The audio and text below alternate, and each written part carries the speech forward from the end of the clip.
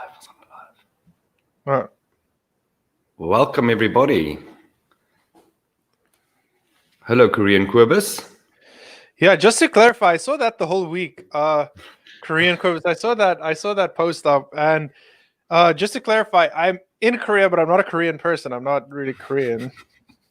I'm just living in Korea, right? Kobus escaped the Gulag, which is South Africa, and immigrated to Korea, basically. Yeah, Yeah, basically that's that. it. Yeah. Kobus, can you give a short introduction of who you are and, kind of what you're doing in Korea right about now? Yeah, I've been in Korea for 8-9 years, and I don't know. I'm just doing a bunch of shit on the side, and I got my main job, and then I'm the way the Korean society is structured. You need to play some sort of business role to get some sort of status. It's not racially so much divided as it is class system. Like the fact that you are judged on what you do and how much you make, and status is a very important thing here. And I like the fact that, like, if you add up all my side hustles and my main job and everything, then uh I'm supposed to be in a higher class, but uh I like just being underestimated by the average Korean. So if I walk in for example, so most English speaking foreigners that come to Korea is either English teachers, or they're visiting someone who is an English teacher, or if they're American, they can be on the military bases. So they're either families or active military personnel. So that's kind of like the frame where I fit in Korea. But yeah, as far as what I do, I just whatever I want. My guy. And as you can hear, Kobus has got this delicious American accent on him. So every time he speaks, my freedom threshold goes up. So yeah, and Kobus is actually an avid follower of American politics as well.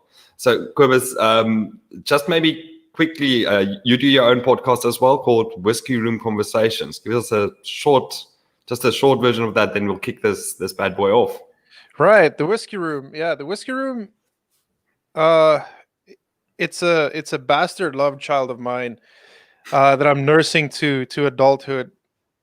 Sometimes I just have something I want to say, and it's kind of weird because of the time difference. It started like this. I had no one to tell it to. Something happened, or I had some quarrel, or I read something about some fucked up celebrities, or some politics, or something that was happening in the world, and I wanted to share my thoughts on it. And because of the time difference, a lot of my friends back in South Africa were either sleeping or working at the time, and I had no one to share it with. So I came up with this whiskey room idea, and I sat on it for a bit. It didn't have that name at first. I sat on it for a while, and then I started having guests on, people that wanted in Korea, that also wanted to share some of their ideas and thoughts and experiences, and we were sitting down and doing stuff. But eventually I streamlined it, and now it's the guests are the exception. It's currently like a monologue show, which I prefer much more uh, than scheduling guests and stuff. When that happens, it's cool. I'm not against it, but currently now the its near final form is like 90% heavy monologue, from me.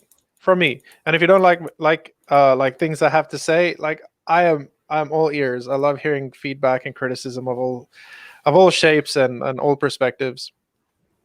Cool. I'll add your details to the link of the show when we're done, so you can find him there. Ah, you're Well, I mighty think. kind. Thank you, kind sir. Okay, well, it's about 5 minutes in. I'd say let's kick this bitch off. So today's show is aptly named "Getting Out of Your Own Way." Quibus, jump right in.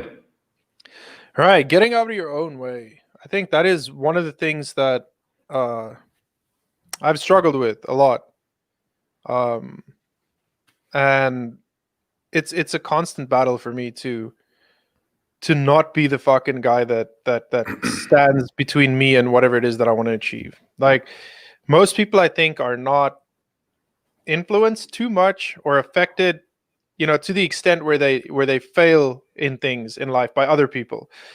Most of the times we fuck ourselves up, and that's kind of my take on it. And we have to actively work on it to get ourselves out of the way so that we can achieve something more or become something better. The only thing that's holding us back is us, and it starts with the way that we think about life and the way that we consider ourselves, our position in life, and how we fit into society, and what we are told about society and our role in it. And I think there is the framework for, I think, where this show's like is a kickoff point. Now, a lot of the stuff that I've seen from the White Noise podcast is centered around the current climate in South Africa, kind of touching a bit on American politics with the Black Lives Matter bullshit that's happening there. Yeah, like the push for communism, socialism, that's threatening, and the capitalistic or the free market system that's highly praised in the United States, or it has been. But currently, it seems like there is also a equal push for socialism. So I see that is kind of where your podcast fits in. So I would like to start this by actually asking you, like, what is your frame? Like, where do you fit in the whole fucking spectrum of things? Very good question. And I've, when I initially started this, White Noise was born kind of in let's call it the soup of a battle of ideas. That was the core DNA. But then I thought to myself, but there are people that are already doing it and they're great at it. How can I just take this concept and add my own spin to it? And how can I personally use this platform to actually practice what I preach and also pursue personal growth? And obviously a bit of self-indulgence with that personal growth is speaking to people that are way smarter than I am and indulging my curiosity, because I'm also a very curious person. And right. I sat on it for a while, and you remember our initial episodes was like we recorded a few at the back end, and we had some fun. And it was during COVID, so a few of them were actually very angry episodes. I'll probably, for shits and giggles, the one was actually real good, and I told you about that episode, and I probably will release that one as a special one week. And we were just in this period of COVID, and I was asking a lot of questions. I'm like, cool. All of a sudden, you can't make a living anymore if you work in a certain sector. The government is telling you are no longer essential and effectively putting you out of work. Then they're limiting our freedom of movement. They tell you when to move. We've got curfews in South Africa, ridiculous curfews. And we can't travel to different provinces, as our international audience would call those are states. And all of a sudden, you can't basically do what you do on a day-to-day basis. And we saw a lot of supply chain strain on the supply chains because people were buying toilet paper and other stupid shit en masse. And we had supply shortages, and it was just chaos. Right. And in that, I started asking a lot of questions like, okay, cool. Now, the police is out enforcing stupid ass laws like you're not carrying a mask, and they're arresting people for that. And our government was very proud of themselves. I think they arrested something like 200,000 people for not wearing masks and not conducting themselves properly in public, or, crossing the line on one of the mediocre laws. And I was just like, this is fucking bananas. And then I asked myself, but you're being a hypocrite, but what have you done to prepare for when the shit does hit the fan? What have you done to mitigate that? Okay. And there was a zero fuck all there, because I was like, well, first off, do I own a gun? No. Can I defend myself? Can I do a bit of martial arts? So let's say I'm walking in the street and someone attacks me. We've got a very high crime rate here in South Africa. And it was also no. And for me, it's more scary. I don't care so much about myself, but when I'm out with friends and someone's looking for shit, not being able to neutralize that person, and you're with people, you feel completely useless. And then I'm just like, okay, our supply chains are under strain. Can I grow my own food?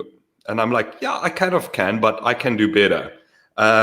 So I ask myself a lot of. can we just take it? Sorry, can we just take a minute? There's this Count von Totenkopf. That is a fucking Yeah, legend. shout out, guy. Your shit is funny. I see your. All right, sorry, man. That was I just had to do a shout out to that guy. His comments are funny. Yes, he is on fire. Commies are there to be thrown out of helicopters. 100% agree, Count. Um, And yeah, I bought Tresemme on Maz, have a use stockpile. That's exactly what I'm talking about. It's being resourceful. So can't want top and coffee doing it right. That's exactly the mindset. So looking at yourself and asking yourself, can I, not asking for shit to hit the fan, but when it does, are you prepared? Like, do you have things, do you have the mindset? Do you have the training? Do you have some kind of protocol? And then let's say, we've got rolling blackouts. They call them load shedding. I think of load shedding as something completely different, maybe that a delinquent teenager does on a regular basis. But anyway, and we've got a failing water infrastructure as well. And water's going out across the country. PE is a perfect example. I think, and you guys can correct me in the comments, they haven't had water for about 4 months or 6 months now in certain parts of Port Elizabeth. So in South Africa, as things stand, the ANC has looted to the point that there hasn't been proper maintenance on core infrastructure. Our railways are being stolen. I don't know if you've seen any pictures. I'll send it to you.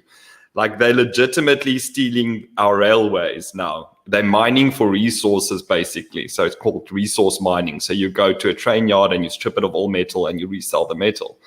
And it's incredible. I'll send you some pictures after this. So we really are in a situation where if your infrastructure goes, you're kind of done. So White Noise was born in that, where I started asking myself how ready I am and what is the journey to get to a point where I am completely self-sufficient, hopefully out of the grid, and how can I teach people these things as I go along, like how to become more self-sufficient and resilient and become basically state-proof. Because in South Africa's case, I no longer think it's moral, or if it can be avoided, don't pay your taxes as far as you can. If you can get off the grid and you don't have to pay them levies anymore, do it. Find innovative ways to bypass the system, because these people, even in the midst of COVID, have stolen billions in tenders, and they just keep on looting. And at the end of the day, they're not adding anything of value. We keep paying our rates, but we get nothing for it. So yeah, that's kind of where my mind went with White Noise, and that's what I'm trying to do. So I'm getting experts on in all these fields, and sometimes it will be multiple episodes that we talk about getting off the grid, and it's also not teaching and educating people as well, and that's kind of what the White Noise is about. Okay, cool. I would say in a nutshell that was a long explanation. Yeah, so it's kind of like a counterculture movement. Yeah, for sure. Because we do, like I say, a big thing is the battle of ideas aspect, where I counter mainstream narrative, because most of our media releases here are basically owned by the state. So if I find them, what I want to do, I want to have a funnies of the week, where I actually call out these articles where they like complete state propaganda. So I'll actually do a segment on that every month, and like we'll just laugh at it, because it is quite hilarious. All right. So within that context, like, how do you get out of your own way? Basically, how do you not fuck yourself over in that context? So what I thought is, it always starts at like the way you're raised. Like, when I was thinking about how to become, how can you say, mentally strong, how to build mental fortitude, resilience, resilience, fortitude, all this stuff. Like, how do you let's just speak plainly. How the fuck you will yourself into doing something that you don't want to do? And that's where it comes down to, because as kids we're raised wrong, uh and there's a lot of people out there trying to be good parents, and there's a lot of people out there trying to do the best they can. And uh I don't know, like how much have you put into becoming a parent? So let's say uh Sally and Billy meet up one night, and they have a shot. They have two too many. They go back to Billy's house, and now Billy's a dad 9 months later. Uh, how much preparation have they done? So let's say they took 9 months. They took 9 months to research, and they took 9 months to read up as much as they could. They took 9 months to be the best parent they can be. So once the child is born, let's say for argument's sake, they're gonna fucking be the best they can be. Mm. How so? First of all, where do you go to get resources on how to raise your child? Second of all, what do you favor? Uh, do you favor the participation medal bullshit? Do you favor the more stronger approach to it? Do you favor positive psychology? What There's a bunch of information out there. We don't know how true it is, and like, how do you do the best job you can preparing your child for basically adapting and problem solving? So those are the two things we need to do in the future, given whatever the situation is, whatever situation we live in, or wherever we go. There's two things we need to do. We need to adapt, and we need to problem solve. Now, it starts with parenting. So first of all, in 9 months, even if you do everything you can, you're not going to be that knowledgeable. And once things happen, once the baby's there and things come to you that you didn't prepare for, that you didn't take into consideration. Just take this for example. If you go to the doctor and you need to get a fucking heart transplant, you're not going to go to someone that had 9 months of Google research. You don't want that guy taking out your heart and putting another heart in your chest if he had 9 months of fucking Google Google research. But we're willing to do that with a human life. We're willing to do that. I'm going to make it up as I go along. I'm going to be the best dad the way that I know how. I'm going to be the best wing mom. it. I'll wing it, yeah. Like, how do you know what to do? Well, it's a fucking baby. It basically raises itself. No, it fucking doesn't. No, it doesn't. You're going to fuck up that kid. You're going to fuck that kid up. For sure you are.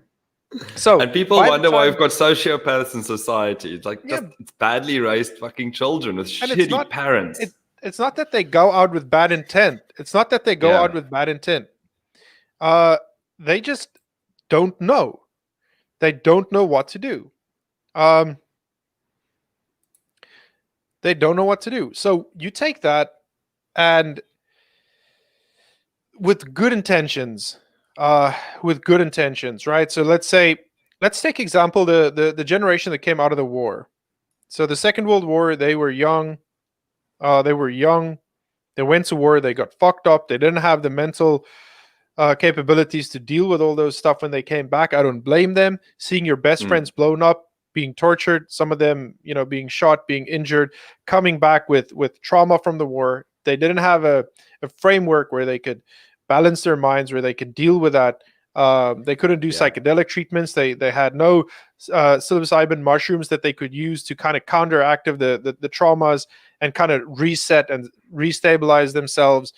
So that didn't exist yet. So they came in and they were fucking hardened, emotionally scarred people, and they had kids. They came back. So a lot of them grabbed the bottle, did excessive amounts of drinking, abused their children, abused their wives. And that was the environment they grew up in. So those kids grew up and they said, I'm never going to be like my dad. I'm never going to be like my mom. I'm never going to do this. And they raised their kids to the complete extreme on the other side. They never hit them. They never said no to them. And those kids grew up and they're burning down fucking cities at the moment. Snowflakes. Right. So you can call it the woke left. You can call it the snowflakes. You can call it whatever it is. Those kids were never told no. They were never told no. So one of the interesting facts that like they interviewed a police officer in Portland, and he said once he arrested a ringleader of the Antifa Black Lives Matter rioters, they started crying in the fetal position, and they were very respectful. Yes, sir. No, sir. I don't know, sir. It's the first time they felt real authority in their life. So as far as their life go, the previous 20 years, they could have done anything in their house. They could have stolen from their families. They could have yelled and embarrassed their moms and dads. They could have yelled at them. They could have do whatever the fuck, abused them, and their parents never said no to them. So this was the first taste of real authority, and in that moment, they crumbled. They cried, they begged, and all of a sudden, they had respect for something. Now that doesn't show like you have bad people. It shows that you had incompetent parents raising little fucktards. So there's a, I don't know, there's a lot of things that can be done better when it comes to parenting. So it'll start there. So let's say that does not get fixed. Let's say the people that raise kids still stay broken and damaged as humans are, right? Then you hit 16, you hit 17, 18, you're rebellious. You want to see the fucking world burn. Or you want to see yourself burn. Either way, like a lot of that goes in, like there's a lot of introspection. There's a lot of inward hate that happens, and you don't know your place. You try to figure out your shit. It just makes it so much more difficult. It's not impossible, but it makes it difficult. So if you had you're basically already like, we start off on the back foot, basically. Yeah, we start with a disadvantage. Hell of a disadvantage. Yeah, and then like, can I maybe add to that then as well? The education system also, I've got a huge problem with education as it is at this stage, because it teaches you kind of blind obedience, and it doesn't encourage creative problem solving, because you're basically reading from a goddamn script. And I've always said that actually, if the worst thing we lose in school is a child's curiosity, because we're ramming boring shit subjects down their throats, and we're not adding any value mentally. So if we can rework it and we can keep that childlike curiosity and enthusiasm throughout your life, and make entrepreneurship a core tenet in schools, where people invent stuff and they actually really go to town at solving problems in their local communities, that's the kind of system that I would like to see. And it has to start somewhere, hopefully, eventually. But that schooling system is also part of the problem. So let's say you've got two disadvantages there. You get a shitty upbringing and you've been taught to be obedient your whole life. And that's why these people, sometimes it comes to that whole outburst. Like you say, they join Antifa. They're like, fuck the system. And I can understand from that perspective why.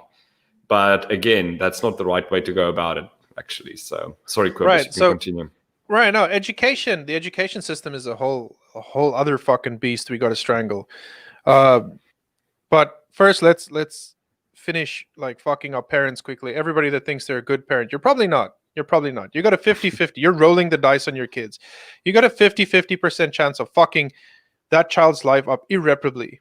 And he's gonna become some sort of fucking maniac, or your daughter has become some stripper or a prostitute. That's a 50-50 chance. Like, I'm not saying that you're a terrible person. I'm just saying, how much effort have the average parent, how much have you done to ensure that you will give your child the best possible future? No, they just need to be better than I am. Well, that's a fucking low stick, right? How good are you? Well, they just need to go to college because I didn't go to college. That's a low fucking stick. Right? Is that it? Okay, so what else? Okay, well, they just don't need to go to jail, so they don't need to be a delinquent. That's your level of success. You set them up to not be a failure, right? So the best I can hope for my child is to not go to jail. That's it. Like, that's your criteria. Okay, so we need something better. We need better structures for parenting. And there's a lot of people doing a hell of a great job out there. And they work hand in hand with educators, and you can see those kids flourishing. You can see them not... I'm not meaning like they don't go through motions, and they're going through stages, and they don't go through rebellion. Everybody feels that that's normal. I'm meaning like they're not sit at home, do everything for me, please, mommy pussies. And they're not going out drinking themselves into oblivion because they don't know how to process their emotions, beating their spouses, abusing children, setting animals on fire. They don't go to that extreme because they know how to process their mental capabilities. So I would say there's privilege. A lot of people throw the white privilege and all that that shit around, I would say there's one privilege. It's a privilege coming out of a good home with parents that's knowledgeable in raising children well. Once you have that foundation, it makes the future of your decisions, it makes the future problems and that you need solving, and it makes the future adapting to different situations, how the world changes, technology, like how e-commerce became big, like how to go onto a digital world. Like it makes that easier for you to take on and easier to master and become successful. So that is the first thing. First thing comes to parenting. First thing comes to parenting. And the second thing after that, then comes the self-responsibility. Once mommy and daddy are out of the way and you have to stand on your own 2 feet and make your own choices, even if you had the worst upbringing, the absolute worst, you can still be better. You can still do better. You can still improve. It's not a hopeless, it just means you're starting back, a kilometer from the guy that's in front of you. You're starting back 100 meters. You're starting back one step behind. But it doesn't mean you can't catch up, and it doesn't mean that you can't do anything better. You can improve yourself, and that's where the resilience comes in. Now, how do you fucking do that? Because in the beginning, you have your mom and dad helping you out, but if they're useless, what do? You cannot just say, "Well, my life is fucked because my mom and dad didn't know what the fuck they were doing. My life is fucked because my parents gave everything to me, and when I had to make my own choices, when I had to face the real world, I didn't know how to." I demanded a managerial job with zero experience stepping out of college because my parents never told me no. I never know what it felt like to work for something. You cannot use that as an excuse. So, because then you're going to be this basement fucking liver that burns down cities and creates its chop zones. So when we get parenting right, it doesn't guarantee that kids would be better. It just guarantees that they would have a head start. Not even a head start. They would just start at zero. They would start on par, how it's supposed to be. They won't start at -10 or -20 or -100. So once you have that, now it comes your responsibility. What the fuck do you do about it? And that's kind of, I think, where the show needs to kick off, actually. Yeah. So speaking of that, then how do we go on about our lives? I think for me, it's important to actually ask these questions and know where it comes from. For me personally, learning a few new skills and kind of getting a bit of my fair share of discomfort kind of is a good way to do that. Learning new things that are hard. That's why I'm taking on martial arts this month. But of course, you've been hitting it a while now, and a bit of jiu-jitsu as well. Because it's hard. It's not simple. You have to physically and mentally be present, or else you're get the shit boxed, or you're gonna get on a triangle hold, and it's not going to be fun. So you have to bring your A game. And well, I guess the biggest question is why? Why does it fucking matter? Why does it matter if I get my electricity from Eskom or if I install solar panels? Why does it matter if I pay taxes and they steal everything? Why does it matter if I'm better today than tomorrow? Why the fuck does it actually matter? Who cares? The sun will rise again tomorrow, and in a generation's time, the earth is going to be completely different than it is today. And if you extend that on even further, 1,000 years, 100,000 years, what we do today is irrelevant. It doesn't matter. I don't matter, and you don't matter. So why the fuck do we want to be better? Why do we have to go through this difficulty? Why do we want to create mental toughness? Why do we want to go to the extremes of learning martial arts, bettering yourself, educating your mind, meditation? Why do we do those things that are uncomfortable? Why don't we just eat as much McDonald's as we possibly can, do as little as we possibly can, sit as much for as long as possible, sit in our comfy chair with our kick out, the recliner, drink a Black Label, hit my wife on the weekends? Why the fuck don't we just succumb to that average rugby supporter lifestyle in South Africa, like specifically in South Africa? Why don't you just succumb to that? Why don't you just ultimately, everybody just vote fucking Biden and burn down every city you live in? Why don't we just dye our hair blue and call myself a tree person? Why do we have to? And there's no easy answer, because they can do that and they can live a comfortable life filled with nothing, and die when they're 70 or 80 and have achieved nothing. And someone can work their ass off every day. It doesn't have to be for a boss, it can be for yourself. You can do something that's meaningful, and you'll die when you're 70 or 80. And what is the difference between those two lives? What is the difference between the life spent in ignorance and the life spent chasing knowledge and education and enlightenment, if you want to say that, or self development or self improvement? The one is a hell of a lot easier. It's easier to sit back and become a fat fuck eating McDonald's the whole day. That's much easier. And the other life is filled with strife and hardship. You wake up, you go to the gym if you have to.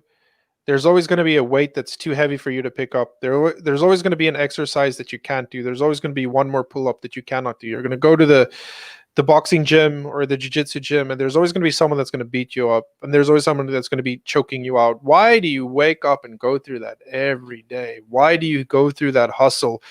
Why do you try to make yourself better? All these whys. I'm just Why did looking I- for the MTA. So why? and basically, there's just one answer. Through everything in my life that I've gone through, there's only one thing that I've got that was a concrete answer. I asked this to my teachers. You're touching on education. I asked this to my teachers. Why do I have to do this? Why do I have to excel? Why do I have to make myself better? Why do I?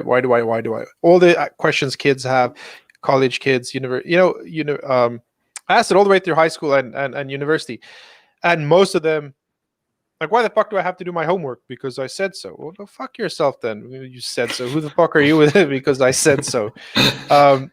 So why? That is actually the question. Once you understand that, my why and your why is not going to be the same answer.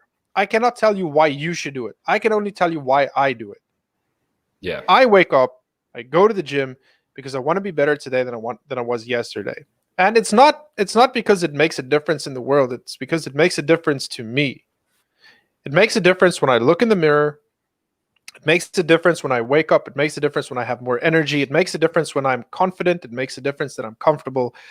It makes a difference that I know, like, fuck, I can actually do something. I can do something with my hands. I'm capable of not being dependent on another person. I'm competent enough to do certain things. That is my why. And to an extent, I do not have a choice in it. I have a unexplainable desire to improve myself a little bit every day. And that's for me. I don't know why you do it. I don't know why everybody should do it. I cannot tell you why. But the reason for me, and now we can get into the how do you do it. Once we understand the why do I have to do it? That is the most difficult part. You have to sit with yourself and you have to dive into your soul and you have to figure out why I don't want to be an Antifa looking, Black Lives supporting, fucking Joe Biden voting, ANC dick sucking piece of shit every day of my life. You know, why I don't want to be that. And once I you just get want an to answer empirically to it, state that I'll probably never get monetized ever, but it's totally worth it. Thanks, Kobus. Let's bring it. just tell them it's the whiskey room that did it. Don't I don't care about I'm indulging myself, my friend. Yeah. Don't you worry. I don't care about the fucking monetization. YouTube can go same fuck thing, themselves yeah. as well. Yeah, same, yeah. Once there's something that is countering YouTube, I'm fucking leaving you. I'm fucking leaving YouTube if there is something better. Like yesterday, anyway, dude. I'm 100 with you. So yeah. why? So why don't you want to be that? It's okay. You can live a comfortable life, and you'll have less hardship. Yeah. But you'll be empty. From my perspective, for me, I would be empty. And I don't know how I could reconcile that. Like, how do I wake up in the morning doing nothing and feeling good about that? How do I wake up in the morning, every morning, just being the same fat, lazy piece of shit I was yesterday and be okay with it? You know? Like, how do I... Yeah, I don't have the there's no connection. There's no reconciliation for me between not wanting to do something. Like I have to an extent, every day do a little bit of something. There has Yeah. to be a little bit of something that I get better at. Otherwise, like, why the fuck, man? Like, why am I here? Even Christians don't want to kill themselves to go to heaven. So, if That's true. what are you doing with your time on earth, man? So, what is it? What is it that's keeping you here on earth? What is it that's motivating us to wake up every day, to go back to the grind? You can answer that for yourself, but it's not easy. So once you sit down, so let's say, okay, you had great parents, and they provided you with ample time and opportunity to sit and self-discover and introspect what is priority in your life, and you figure that out at an early age. Now you're jumping the fucking gun. You're in it. You're in this race. So now you're going to say, okay, if you understand your why, if you understand that, you're yeah, man, you're halfway there. Now you just got to keep at it. Now you're going to say, okay, what do I do? The why changes into a what. What can I do? What can I do to improve myself? What are things that I can build on? What are things that I need to work on? What are things that I need to cut out of my life? So again, that is a very personal thing, but it's Yeah. not an easy thing. So those are the first two things. It starts with a why. Why do you want to be better? And if you don't have an answer, you're not going to do it, and it's not for everybody. That's why not everybody becomes better every day, and that's why not everybody uh fuck, man, that's why not everybody thinks about life. People just want to be happy, I guess, and that's fine. Like if you cannot answer your own why, some people go 60 years and then they answer it finally, and you see people starting to make significant changes to their life at 60, at 70. And there's a bunch of stuff that they start to attempt at later parts of their life. And some people never reach it. Some people can never answer that first question. Once you start, once you sit down, once you like deep dive into yourself, into your soul, psychedelics help a shit ton with it. Um, yeah, if once you deep dive into your soul and you figure out your why are you on earth and why do you want to be better? If you can answer that, then now we can start moving on to the what. What can I do? What are the things that I can do? Become self-sustainable, learn a craft, learn how to grow your own food. Not because the fucking nuclear apocalypse or aliens or Bill Gates' spaz on everything. Not because of that. Because you can, because you're a human, you're living on earth, you need to cultivate the earth. There is something rewarding from growing your own food. There's something rewarding from being self-sustainable. Uh, Yeah. or you can go eat GMO food and die when you're 80. It's fine. It doesn't matter. It's not good. It's not this big thing. It's not this all-encompassing thing. Oh, if you don't have this, oh, if you don't do this. It's not like that. It's not like that. For me, I just feel better. I feel better when I do something productive. I feel better when I learn something that I didn't know yesterday. I feel more productive. I feel more confident and comfortable when I am improving in areas that I'm weak at. If you're physically not strong, go to the gym, work out, become stronger. If you're illiterate, learn how to read and write. If there's a subject, so we were earlier. I actually thought about this about the 1976 in South Africa, the kids that we want education in our own school, and this kind of made a fucking full circle back when they started burning down universities and shit again with the tuition thing. They said like they want education in their own language. They don't want to be educated in English and Afrikaans. Where's the fucking professors that do that then? Right? So the people that were educating the Afrikaans lectures or what the fuck ever, they had to read the English textbook. They had to be, so there's three things that happened. One, they had to be pretty good in English though. So they had to be good in a second language. They studied Mm. English. They read the English textbook. Then they had to be pretty good in fucking Afrikaans. So they translated into Afrikaans. And then three, they had a passion for the subject matter and then they taught it. So you study English and Afrikaans so that you can do a successful translation. So if it's history or astronomy or astrology or zoology or whatever the fuck it is that you want to teach, you study it in the language that the experts wrote it in. You translate it into the language that your mother tongue is or that you want to educate it in, and then you educate the people. Why did we not see that? Why did we not? So if you want education in Zulu, I'm all for it, man. That's great. Show me the professor that's going to do it. That's going to read the English book, that translates it into Zulu, that teaches Zulu. Let's say astrophysics or Stephen Hawking's book. Was there a professor that studied English, that's proficient in both languages, that translated into that language, and that taught it to students in that language? I don't have a problem with that. Show me the professor, right? Show me the guy that's willing to do the hard work. That's the guy that wakes up in the morning that says, I want to be better today than I was yesterday. He woke up and he studied 2 languages at least. Then he also needs to study astrophysics. Then he needs to translate the book into his native tongue so that he can educate people. And that's a hell of a fucking job. And I commend a person like that. But I haven't seen leaders stand up like that. So that's just one small example. So where you take the hard work. Once you understand your why, that guy did it. He answered his fucking question. And then what can I do? You translate it. You study another language. You spend 5 years mastering a language that you can translate. You keep educating yourself on a subject. The subject matter becomes second nature. You translate it. Now you teach it. Now you have someone that can teach whatever they want in whatever language they want because they stood up. They don't ask the government for it. They don't say, hey, government, you provide us with this. Or I burn down your fucking university. Hey, ESCOM, you provide me with electricity, or I burn down your fucking factory, or I burn down your substations or whatever. Yeah. You don't do that. You say, fuck, if ESCOM can't provide it, fuck you then, government. I'll get a solar panel. I'll get a gas stove. I'll get a gas geyser. I'll start there.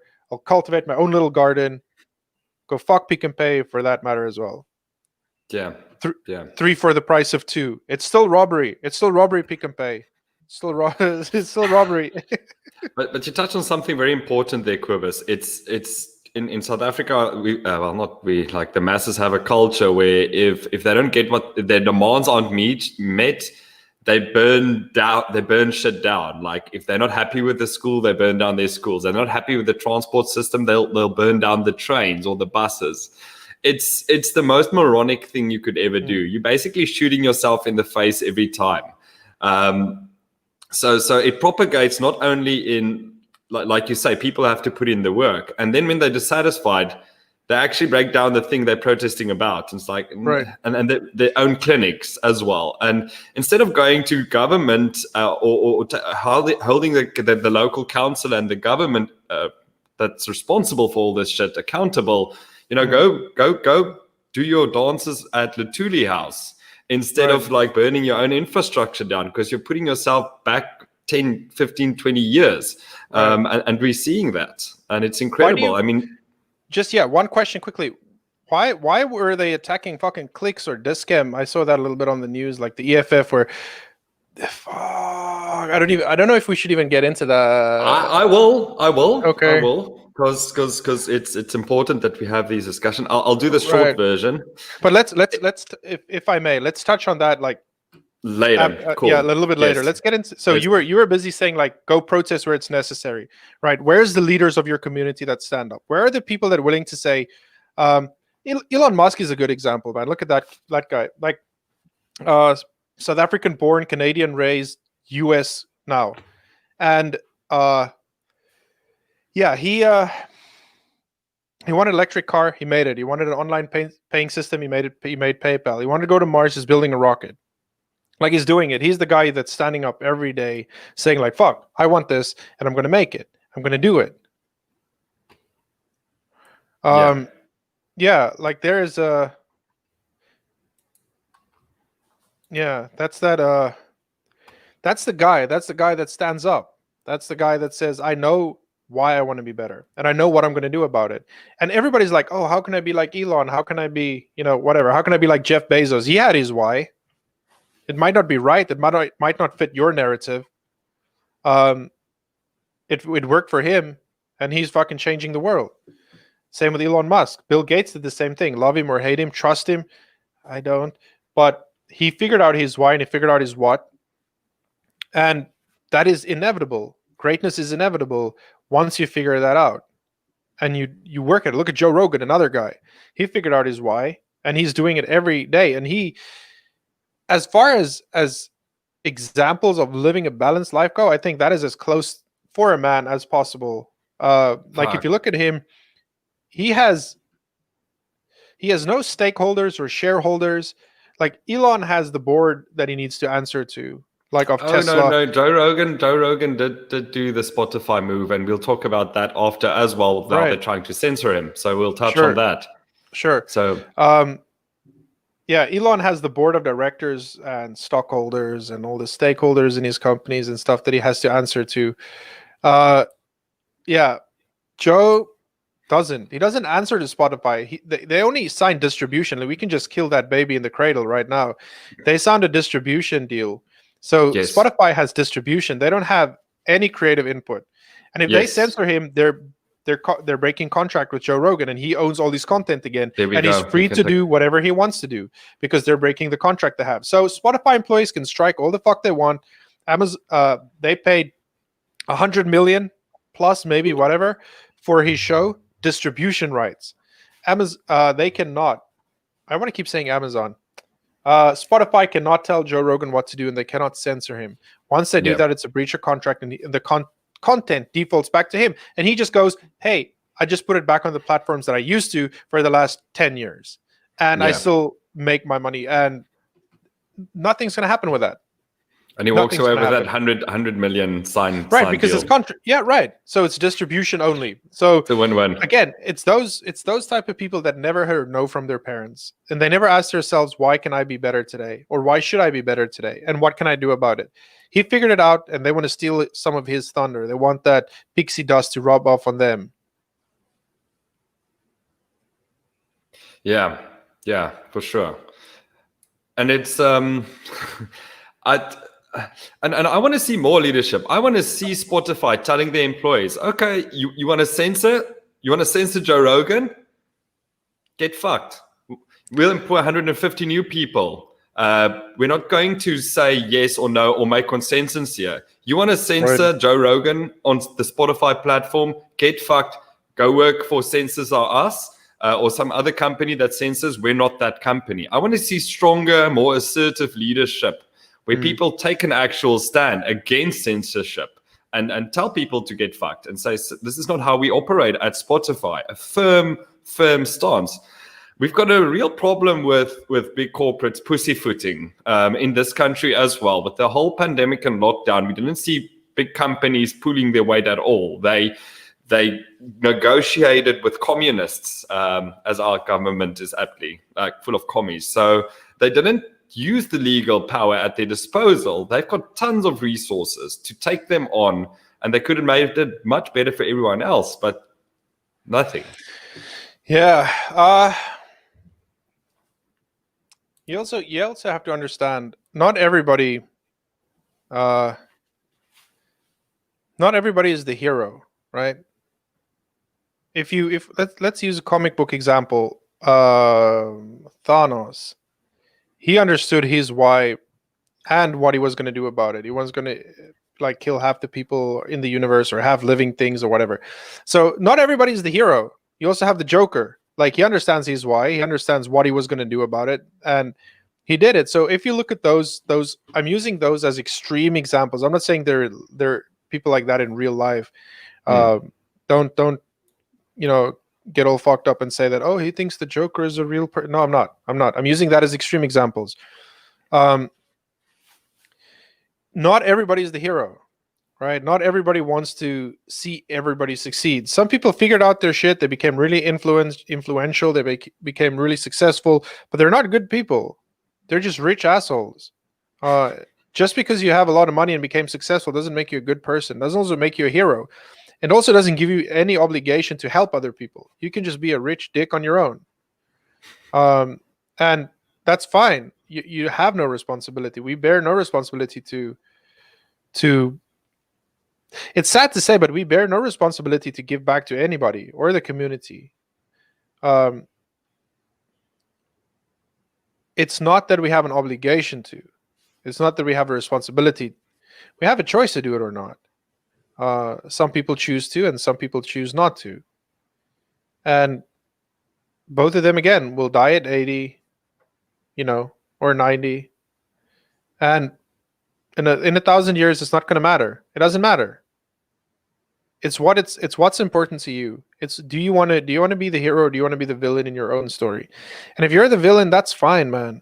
Like that brings us to the third one, taking responsibility for your choices and your actions. So let's say we start with our parents, and let's say we had good parents. That means we have a good start. Then comes the difficult questions, the introspection. Why do I want to be better? What can I do about it?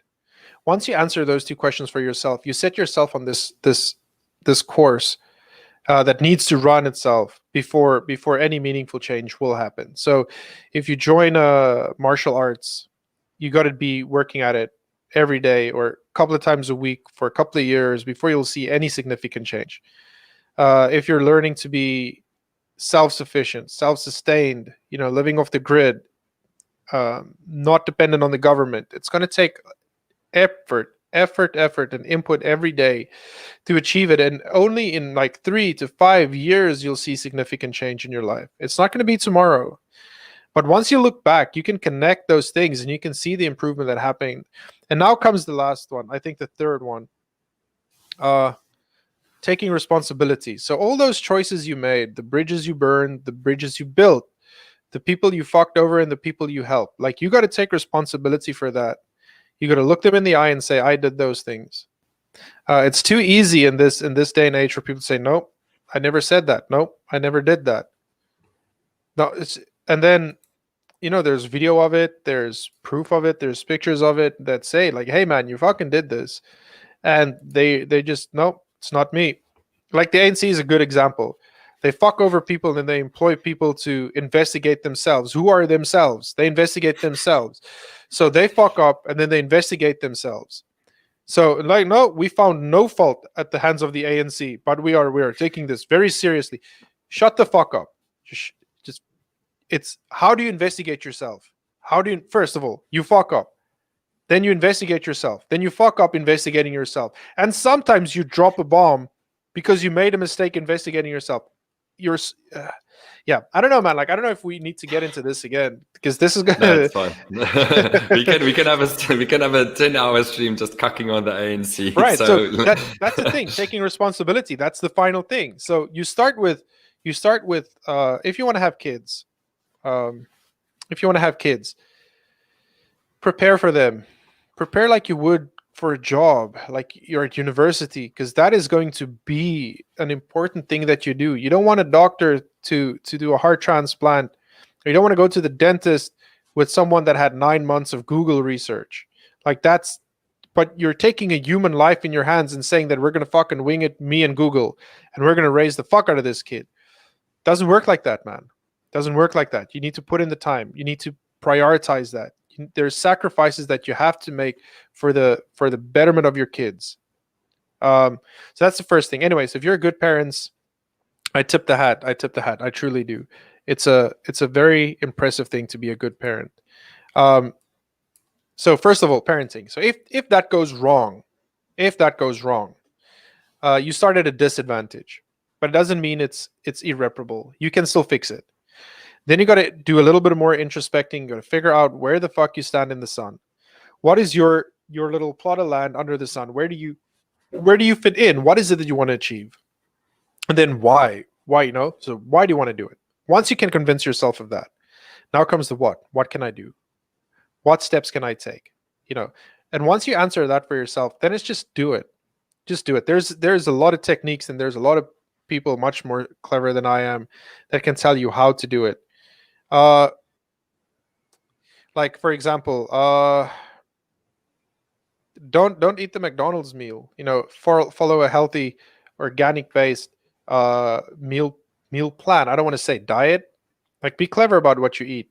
If you wake up in the morning and like, I don't want to go to the gym today. I don't want to exercise today. It's like, no, you'll feel better when you do. You'll feel better when you do. Do it. Go to the gym. The first 10 minutes are going to fucking suck. But the next 30, the next 40 is going to feel great. And you're going to be much better for it the rest of the day. That mental, like, force yourself to do something. Take something that you don't like doing around the house. Like, I hate washing the dishes. It used to be my chore when I was a kid. Like, my mom would always ask me, like, you wash the dishes and the other one dries the dishes. And to this fucking day, I hate washing dishes because of that. Sunday afternoons, A lot of people came Quibus, over. I like that the dishwasher told you to wash the dishes.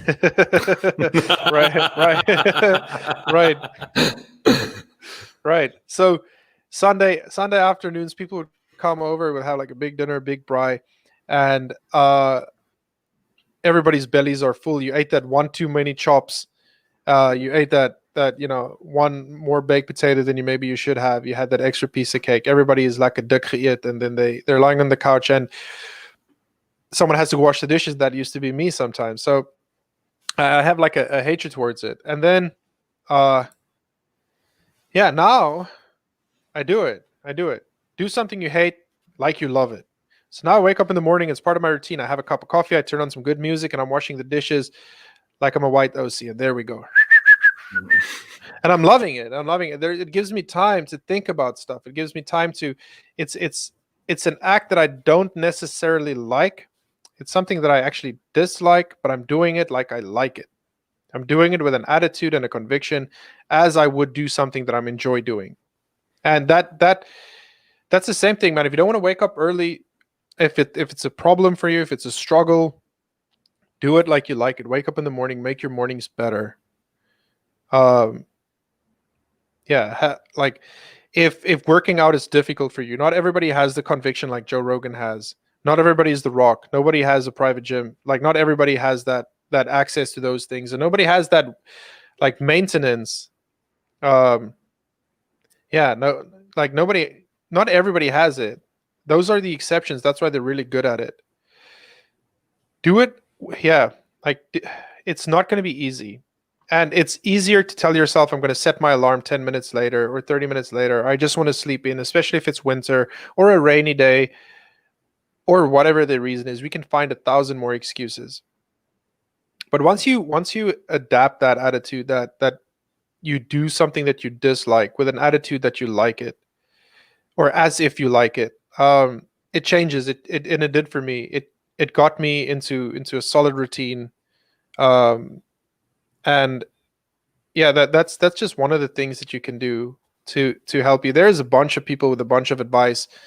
Joe Rogan is obviously for guys that's looking into working out, and he calls it like conquering your inner bitch. Like to do that, he's a good guy. Jordan Peterson, amazing guy to listen to. Joko Willing, amazing guy to listen to. There are people that get up and get after it day after day after day after day, and that is who's that one guy that always says "Stay hard, motherfucker." Fuck man, let me get him while you talk. He's incredibly funny, but he's also he like works out like a demon. Is incredible as well. Let me find him. Cameron Haynes is another guy that like he's more into the hunting, but the dedication he has to his art, to perfecting his art, the hours and just the passion that he puts into his work is something that I admire. David Goggins. It's David Goggins. Yeah. And please do Google "Stay Hard, motherfucker," because you'll end up in the shit that popped up is incredible. Right. I was looking for a quote. I should have said quote, and then I would have found Goggins. Right. I ended up in porn sites. It's it wasn't fun. Maybe later, but yeah, that's a good thing. Like the comment that's on our screen now on this note. I started cleaning the kitchen at night, not leaving a single dish even to soak, and I loved waking up to a clean kitchen. That is cool, man. Like that's the same thing, like the psychological effect. If you have some stuff that's weighing on your mind, start cleaning a room, and by the time the room is clean, if you haven't gotten peace of mind, at least you have a clean room. So that it's a good thing to have.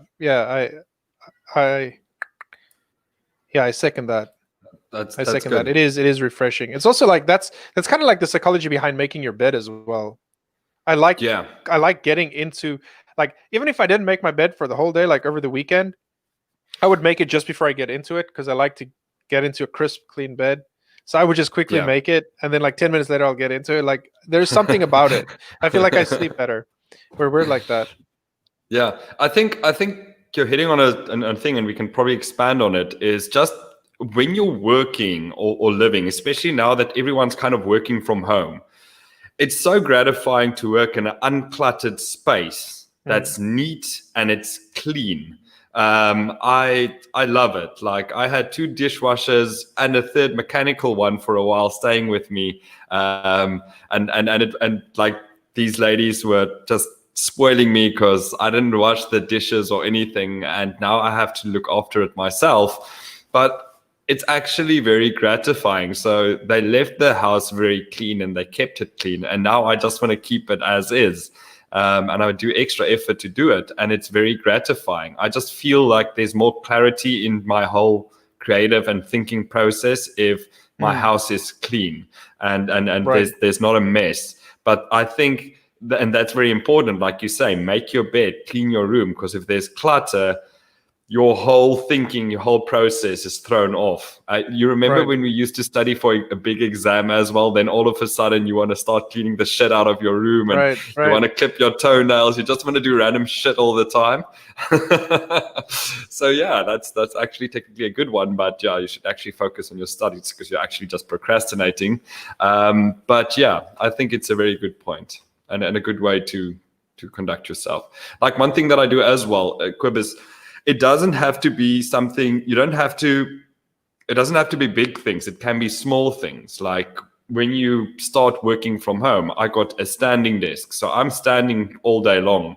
Like, I'm hardcore like that. I don't do that I'll stand for 2 hours bullshit. Like, I went into it and I started like standing the whole day. But if you're uncomfortable and you're not feeling lacquer after 2 hours, you can sit again. So you can ease into it. Eventually, you'll be able to stand all day, every day.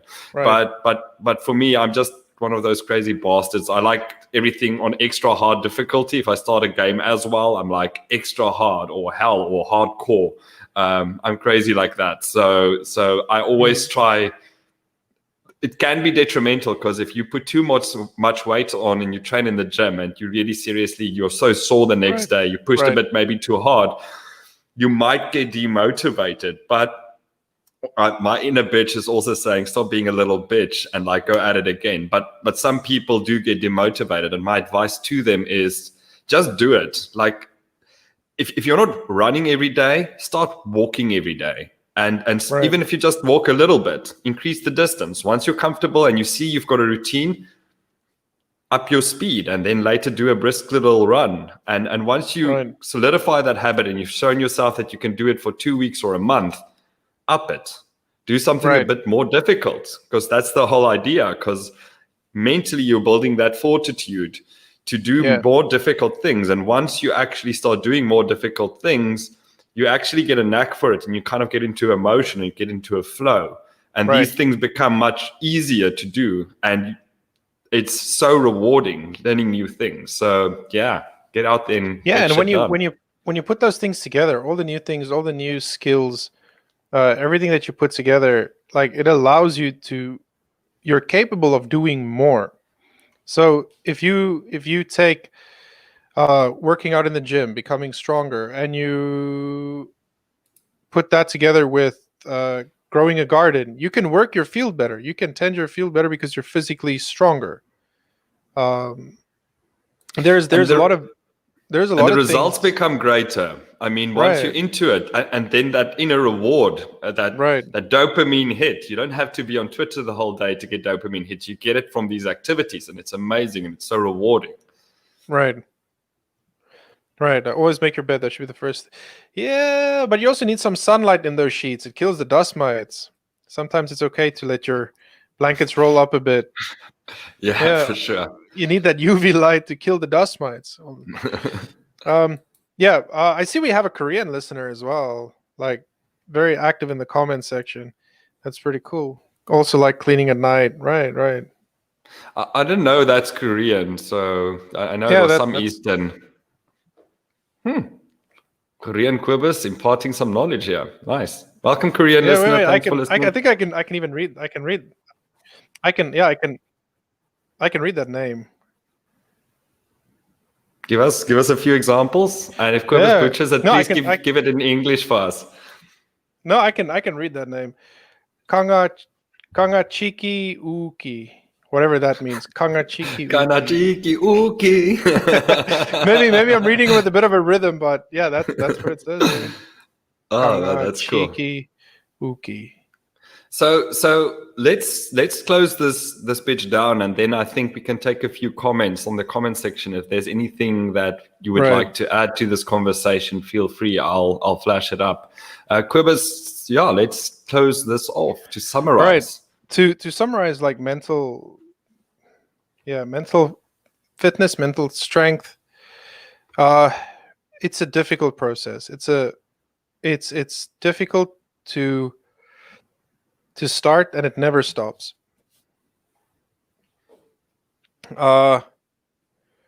If you have good parents, thank them every day for the sacrifice. Love them every day, unconditionally. If you had shitty parents, don't blame them, man. They didn't know any better. There's weird things that affect people differently, and that we cannot always understand until we're walking a mile in their shoes. So empathy. If I have to summarize, it starts with empathy and introspection. You need to understand other people, but it has to start with yourself. Like, work on your own shit first. Try to have a little bit more compassion, respect for other people, and work on it little bit. Once you can understand yourself, once you can understand why you want to do something, then start putting a plan together where you can achieve it. Slow steps. If you're not very active, be a little bit more active. If you're eating shitty food, eat less shitty food. I heard this one time, I can't remember where, but it fucking stuck with me. Good advice at the wrong time is just bad advice. So, and it maybe doesn't sound much, but let's say, for example, you take a really unhealthy, unfit person and you put them in the gym and you put all the weights on them and say, go hard like this. And now you only eat chicken breast and brown rice. You're going to kill that person. Like, that is terrible advice. For that person is start swimming, start walking, riding your bike. Don't sit on the couch. Stop eating junk food. Stop eating sugar. That would be good advice. If you tell that to a professional athlete that's just before one of their the Olympic Games or before, that's bad advice. That's bad advice. So good advice at the wrong time is just bad advice. So it's the same thing about how we go about our life. If you try to skip some steps, it's not going to work. You need to take it step by step and be honest with yourself at what level you are. If you're a beginner at something, be honest about it. This is what I need now. This is what I need to be better today. This is what I need. This is the motivation I need. And be selfish with it. Be selfish with your wants to yourself, because you're only answering to yourself. I'm not saying be selfish with other people and don't give to. I'm not saying that. Don't get me wrong on this. I'm saying be selfish with your wants and solely. Yeah, because you're only answering, it's echoing to yourself, but you need to be selfish with it. You need to say, I want this, I want this, I want this, and you are going to make sure that I get that. That's the inner you, the possibility, the potential of you hammering at the door of your inner bitch to open every day. And take it out for a walk, take it out to exercise, take it out to jiu-jitsu class, take it out to boxing gym.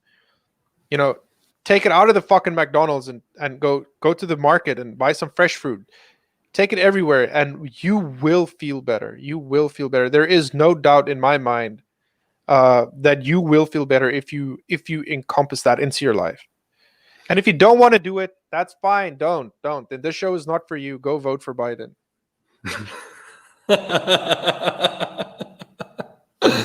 That's brilliant. I think as well, to add to what you say, if you struggle to get into things and you've got very low motivation, like get a group of people together, create a fucking WhatsApp group and hold each other accountable. Having someone that you are answering to helps a shit ton in getting started. So if you struggle with self-motivation, you might be a bit depressed and you're kind of struggling with everything in your life. Again, like Kobus said, be honest about your capability to do what you want to do, but having someone that holds you accountable weekly or daily is a great way. Like, weigh yourself, like send a picture of your weight every week and say, cool, I want to lose some weight. We're walking every day. And every week on a Wednesday, people are sending pictures of them weighing themselves, or a little video. Hold each other accountable. And once you've got that accountability going, and once you see results, it's a knock-on effect on the rest of your life, because you will be motivated to take more on. And one thing that I've realized is, I feel the only regret that I have right about now is the years wasted on shit that I could have done better, or I could have done more, or I could have been more. But I'm taking everything, I'm making a list and doing everything that I've ever wanted to do. Now is the time, and I'm pursuing all of that. And this show is a perfect place for me to learn and become more knowledgeable on many fronts, and meet new people and network. And that in itself will project me forward, and Right. I'll get to meet and hang out with exceptional people. And I think that is also, and then in my own immediate community, that knowledge, you guys, the audience, you get to be part of this process. You also benefit from this knowledge. Right. So yeah, that's kind of the goal. Yeah, that is it's too many people look for a crutch. Too many people look for the easy way. Right. Well, like JC said there, like the antidepressants, they grab a pill for a pill, and they're a chronic medication. You don't need that, man. You you need maybe some people need some medication sometime. And then I know there's going to be people jumping on the bandwagon, like, yeah, you don't know, I know, I've been diagnosed with bipolar, and they pumped me full of pills, and I felt like fucking shit for a year, and I quit that stuff. I quit it, and I spoke to the psychiatrist that I was seeing that prescribed the medication. I'm like, why did you give it to me? And he said the reason they do it, it's short term, and they do it so that you can feel less shitty and start making meaningful progress in your life, and then they reduce it, and then eventually you take over. Most people don't make that. They don't make it. They're just chronically on it. They see the pill as an answer, not as a stepping stone. You don't need the pills from the beginning. He didn't want to cut it. I did it by myself, and that was part of the process of understanding myself and where I was going. And it sounds like I'm super hard on it's not. I'm more hard on myself.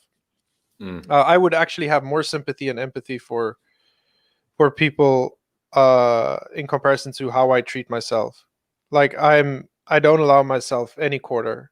Like, if you take a step back, that might be this. I know where I was, and I know who I was, and that is something where I don't want to end up again. And yeah, that is so. I know, but I also know, like, how much I can take. I know how much I can push myself, and like just shut up and just go to the gym. Just wake up, do this. You're going to do it. I don't want to do it. You're going to do it.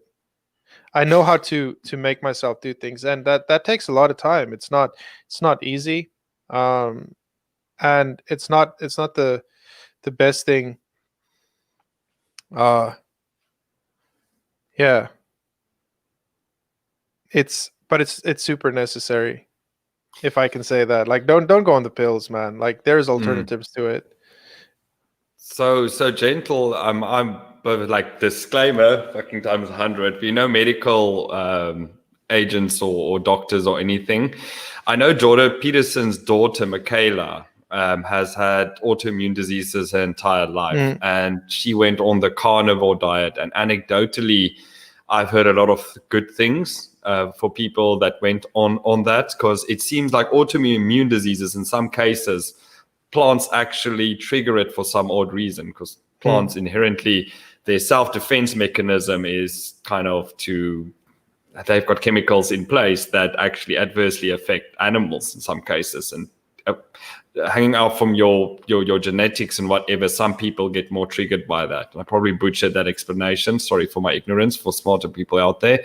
But I'd go, you've got nothing to lose. Try that diet. Go full on carnivore and tell us how it ends up for you. Hope you feel better. Yeah, that's anecdotal. It worked for some. Yeah, But speak to a the medical professional rather, right, but try it. right. Again, I guess my take on pills, like medication, like it was the antidepressant, the things that fuck with the wiring in your head. Autoimmune disease is slightly different, and yeah, I would definitely suggest sitting down with a healthcare professional that is not interested in pumping you full of pills. I think If another sorry, Kobus, another autoimmune disease is also leaky gut. So just go check and have a scan on that as well, because that can also trigger autoimmune diseases. Again, speak to right, the medical guys, the people that are way yeah, smarter than we are. but be I would just suggest don't go to someone that's just going to pump you full of pills and put you on your way. Find someone that will walk the road with you. And yeah, if you're with someone that's maintaining or measuring your levels all the time, adjusting your diet, and yeah, checking what medication fits. Some people need, like, I know with blood pressure and stuff, there's a lot of stuff that you can do naturally, but some people, their blood pressure is just out of control. They need a pill to bring it down. We have Western medicine for a reason. Don't it's a, how can I say, it's there to help. It's not there to replace your, it doesn't take your responsibility away. Oh, now we've got Western medicine. Now I have to tell my witch doctor I'm no longer going to see him because in South Africa there's this whole science must fall kind of bullshit doing the rounds, and it's quite hilarious. But again, whole nother episode. We can probably go into that as well. I think we can close this one off. Any final thoughts, Kobus? Anyone in the audience want to say something? Just get to it right about now.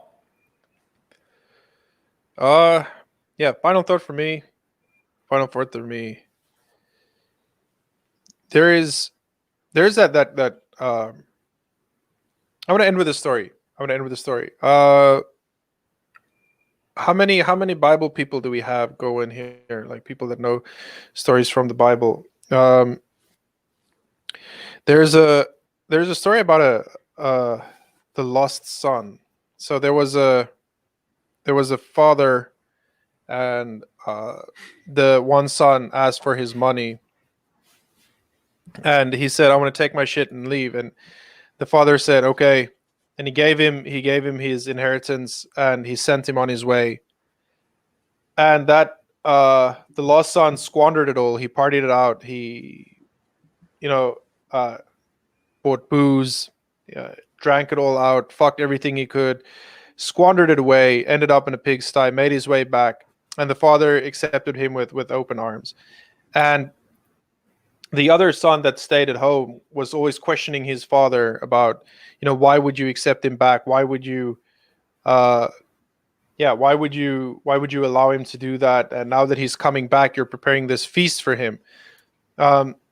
It took me a bit, but thinking about that, that tale, and then a lot of people like, are you the son that stayed at home that's loyal to the father, or are you the one that squandered it away and risked it all and then came back to the father? Or, and then I spent some time and I thought, like, in that scenario, you are all three. It's not a story about three different people. It's a story about one person. The father is you. That's your identity. That's who you are. And inside you, you have these two potentials, which is like your children that you nourish and you nurture and you raise and you care for them and you provide for them. And those sides, the one is the creative side, the reckless, the rebellious one, the one that wants to go out and change the world, that one that wants to take the lessons and the money from the father and just go and fuck everything and burn everything down in front of them, that wants to wreak havoc in the world. That's the one. And we have that. We all have that potential. That's where the creative comes from. That's where the dreamers and the visionaries come from. They feed it. They feed that child. And then the second one is the careful one, the cautious one, the one that stays at home, the one that learns the lessons from the father, and the one that succeeds the father. But you need to have those back. So when the creative cut, you have to let him go. You have to let your creative side go and see the world and experience the world. You have to go out, but you also have to welcome it back. And the same with the other one. You need to don't snuff out the other one. You need to nourish the careful one. That's your calculated, your logical mind. You need to nourish that as well. And when you have those in sync, it's going to make you the best you can be. And that's kind of like where I want to leave everybody. That's my final thought for the day. Like, you understand your why. What is it that you want to do with your life? And if you know why you want to be better, allow those two sides of you to go out.